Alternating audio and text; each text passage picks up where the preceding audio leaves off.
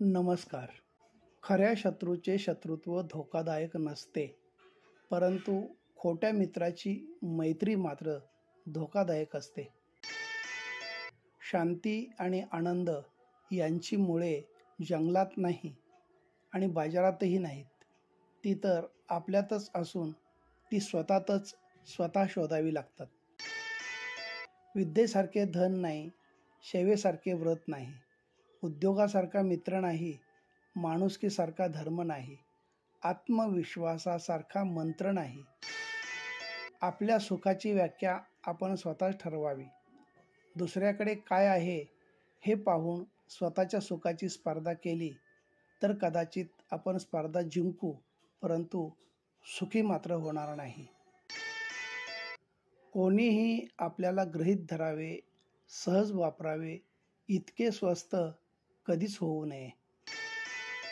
आशा किंवा अपेक्षा करणे तसे चांगलेच असते, फक्त त्या नेमक्या कुणाकडून करायच्या यावर त्यांचे पूर्ण होणे न होणे, बरोबर चूक हे अवलंबून असते. खूप त्रास होत असेल तर आपल्या मनाशी लढायचं, पण कोणत्या माणसावर राग नाही काढायचा आणि संकट आलं तर वेळेलाही थोडा वेळ द्यायचा, पण स्वतःला जास्त त्रास करून घ्यायचा नाही. नाव ही एखाद्या व्यक्तीला ओळखण्याची खूण असते, पण स्वभावामुळे आपण इतरांच्या आठवणीत राहतो. आयुष्यात 2 प्रकारचे लोक येतात. एक, तुम्ही चुकलात तर चूक सुधारण्यासाठी मार्गदर्शन करणारे, आणि दुसरे, तुमची एक चूक व्हावी म्हणून वाट बघणारे.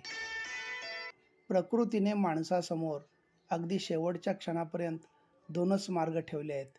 एक तर देऊन जा, नाहीतर सोडून जा, कारण सोबत घेऊन जाण्याची कोणतीही व्यवस्था निसर्गाने केलेली नाही.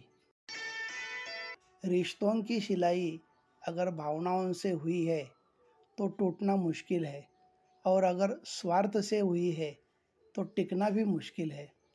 फिर उसे सिलाने की कोशिश नहीं करनी चाहिए, भले वो रिश्ता कैसा भी क्यों न हो.